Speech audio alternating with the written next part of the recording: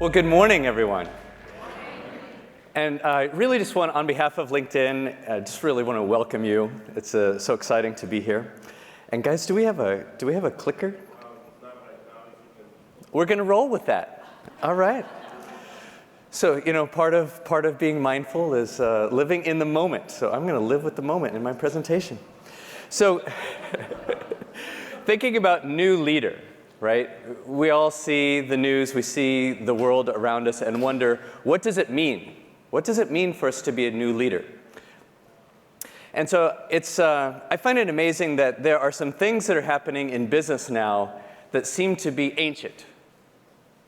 In other words, old wisdom that are finally kind of making their way into the boardrooms and into everyday. Soren mentioned that I'm the executive sponsor, I'm the head of our mindfulness programs at work at LinkedIn.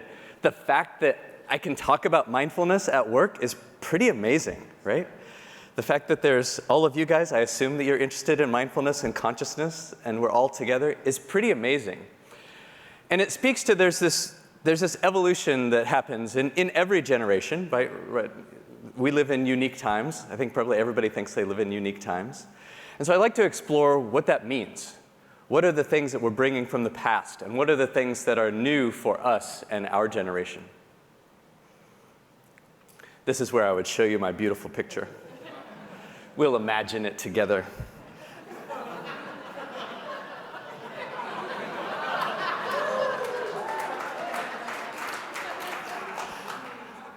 So I'm a photographer. I was going to show off some of my photography. It's the universe telling me that my ego should not be a part of this whole thing. I'm totally cool with that. So you're going to have to imagine along with me my stories. I grew up on a farm in Kansas, in very rural Kansas, the type of rural where it's an hour to the nearest movie theater, an hour to the nearest fast food. And I lived in this place where you could see every star, and you could still hear the wind blowing through the wheat and through the prairie. And my father was a massive influence on my life. Here's a picture of him.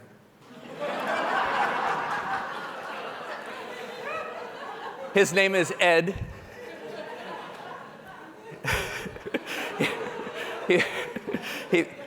My dad, Ed, passed away a few years ago.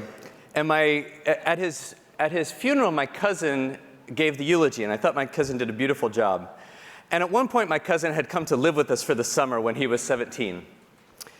And he was about the same age as my two older brothers. And one day, my dad and my brothers and my cousin all went to town 10 miles away, and just to buy some stuff. They were just running their errands.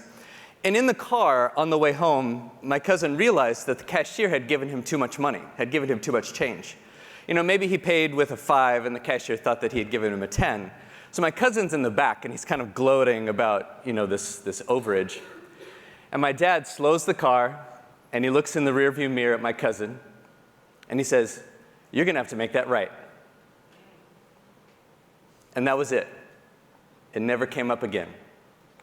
My dad was not going to turn the car around and go make him do it. He was not going to lecture him on why he needed to make it right. He was not ever going to talk about it again. My dad held the tension between what is easy and what is right. And that tension stayed with my cousin for 40 years, because I don't think he made it back to the cashier that summer. But over the next 40 years, he made it right. He lived a set of values that were powerful on a one-on-one basis. And each one of those interactions that my cousin had with people, impacted people. My dad was a leader. He never would have identified with that term, right? He had 5 kids. I'm the youngest. He had maybe 1 or 2 hired men at any given time. He wouldn't have said he was a leader. But at his funeral, when I listened to everybody who went by, giving their condolences, every one of them had a story about how my dad had impacted their life. Now, this idea of you're going to have to make that right is built for my father in community. Right, when the settlers came, in the generations before him in the late 1800s, all they had was this bare prairie and each other. Do what you say you're going to do. Your word mattered, because that's all you had. And helping the community was all you had. That's old school leadership, that we bring with us today. And I think finding our community and making the world a little bit smaller for all of us is really important. Today sometimes we live in this anonymous community and we feel like it's not so clear. We can just get away with it. We buy stuff online. Who cares if they overcharge us? I think we need to make the world a little bit smaller and get back to that. It was on that same farm in the middle of Kansas, an hour away from anything, that I learned how to meditate. You knew that was coming. No, right? This was not where you learned to meditate. It was for me. But in that moment, my dad, my mom, my parents, they wanted to have my brother and I kind of deprogrammed. They thought that we had joined a cult. This was something very new for them. But it became a really important part of my life. And it's something that helped me through hard teenage years. And when I got to college, I even taught meditation. And deep inside of me, I knew that part of my mission in life was to help change the world of work from the inside out. But I didn't really know what that meant. And so I did my thing. I helped, whatever I could do on a regular basis. But then I got to LinkedIn, and came to this place where we talk about transformation. Personal transformation, the transformation of self, the transformation of world. And it became a safe place for me to start thinking about, hey, maybe I could do meditation here. And it started for me, I was having this conversation with the guy who leads our health and wellness programs. I was like, hey, Michael, do we do anything with meditation here? He's like, yeah, we do some stuff, we do here. He said, wait a minute, do you do something? He got really excited. And I said, yeah, I could probably do something. He's like, and he got really excited. Oh yeah, you should totally do it. We'll set you up, blah, blah, blah, blah, blah. He was on fire. And I went back to my desk after our meeting and I was kind of excited. But that little voice, that little talk track, that voice that says, maybe they're gonna wanna have you deprogrammed if you talk about this, started to come out. And you know what happens, right? The fear. It's like the anxiety. What are they going to say about me? What does this mean for my brand? Like, I'm a VP at the company. Can I even do this? Like, am I going to get fired? Am I going to get deprogrammed?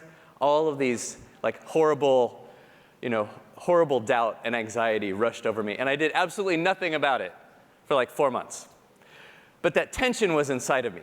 That tension between my authentic self and how I was showing up at work. And I knew I had to do it.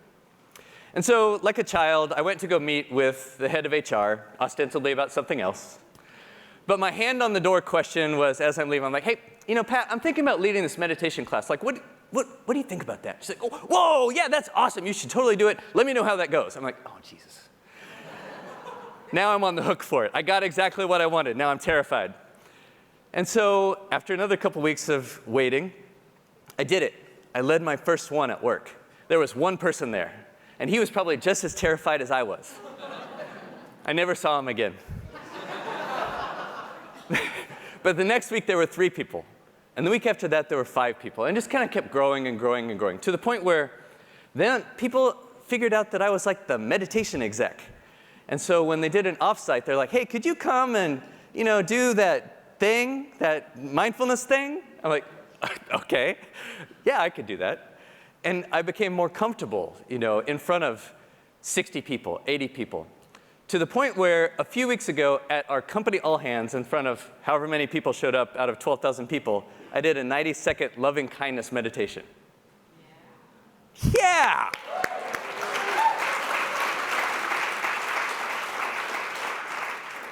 And over that same kind of 3-year journey, myself and a bunch of volunteers have now kind of created a real program. We have meditation classes all over the world. In some locations, they are meditating twice a day, which I think is wild. We did a 30-day challenge. 1,500 people signed up for our 30-day challenge. We do weekend retreats where, for 4 hours in a giant LinkedIn conference room, we'll do, explore different types of meditation. In fact, we're doing one tomorrow. If you're really interested, 8:30 to 12:30, hit me up later. I'll get you in. And I tell this story because it's the story of all of us, right? For each one of us, your authentic self is probably being hidden a little. I know mine has been for a long time, right? That difference, that tension between who we really are, that purest part of ourselves, and how we show up at work, there's a tension there. And I think part of this new leader journey, the lessons I learned were about authenticity. We're about vulnerability. We're about new concepts, old concepts, like mindfulness and meditation at work. And so to me, this is the growth edge for all of us being new leaders. There's the wealth of things that came before us, but it's this growth edge of new leaders. And I invite me, as we listen to the speakers today, let's listen for what does it mean to be a new leader? What is new about what we're doing that's different from before? And what can emerge in this world with our state of consciousness that could not emerge 5 minutes ago, last year, last decade? So talking about it is good, but practicing is better. So I'd like to lead you in a very short something. And so if you would, find a comfortable but alert position. And just take a deep breath. And just let it out and close your eyes when you do. And just allow yourself to just be fully present. Whatever happened before you came here, just let it be. And allow yourself to fully arrive.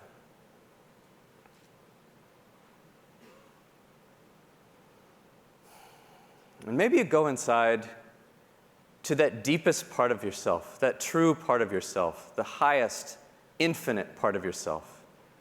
I think of it as soul. You think of it as however you like. And get in touch with that, with the real you.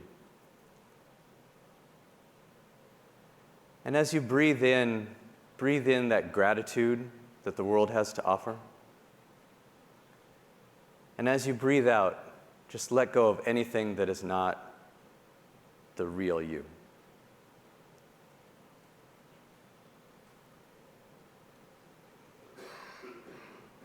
And from that deep seat of knowing, let it emerge. What wants to arise in you?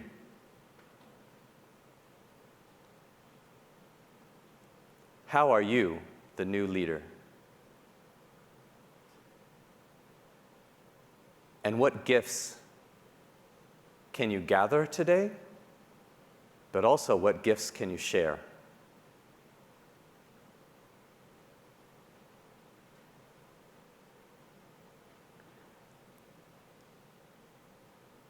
And when you've got a sense of that, go ahead and come back to this space.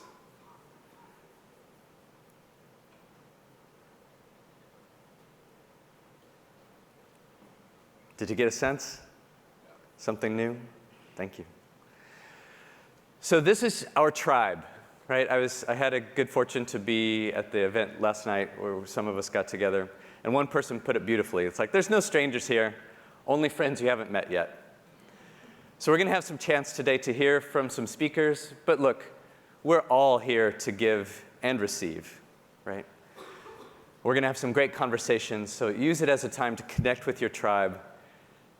And let's see what emerges between this group as the new leader. So welcome. Thank you very much. And I look forward to learning from you. Okay.